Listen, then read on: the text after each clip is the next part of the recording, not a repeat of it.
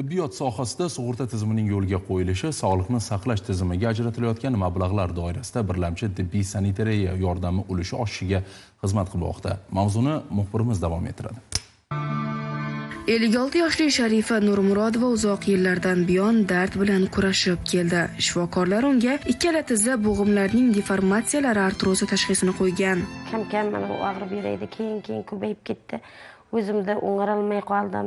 Uzoq vaqtdan buyon bemor sharoiti bo'lmaganligi tufayli og'riqlarga chidab yashashga majbur bo'lgan. Ammo bugun davlat tibbiy sug'urtasi joriy etilishi ortidan qahramonimiz shifo topmoqda. Men oldin oilaviy sharoitlarim og'ir bo'lgan, davolanolmaydim, ya boshqalar qila olmaydim.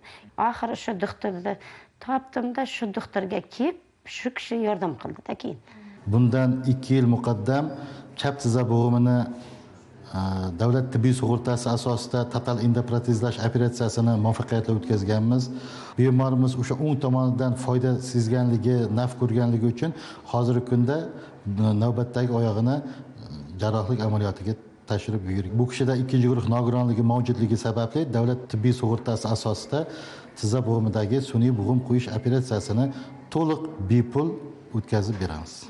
Bugun Respublika ixtisoslashgan travmatologiya va ortopediya ilmiy amaliy tibbiyot markazi Samarqand filialida ayni davlat tibbiy sug'urtasi asosida fuqarolarni davolash tizimli yo'lga qo'yilgan bo'lib, bemorlar uchun barcha shart-sharoitlar yaratilgan.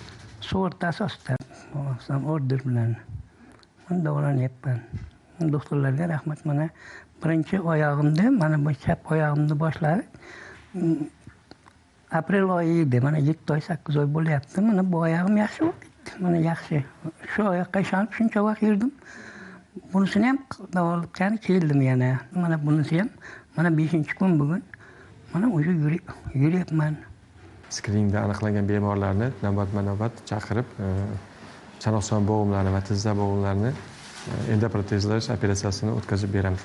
Bu albatta davlat tibbiy sug'urtasi tomonidan jamg'armasidan bajariladi. Bu davlat tarafdan juda katta pul mablag'lari berilyapti. Mana oxirgi 3 yil ichida bizlarda dastlab 1 yilga taxminan 300 ga yaqin bemorlar o'tadi. Hozir mana shu yilga qadar joriy yilning o'zida bu 1,5 mingga yetdi bu bemorlarimiz. Bu kabi aholiga tibbiy xizmat ko'rsatish sifatini oshirish loyihalari respublikamiz bo'ylab olib borilmoqda. Malika Saidova, Ravshan Ahmedov, Zamon informatsion dasturi uchun Samarqanddan.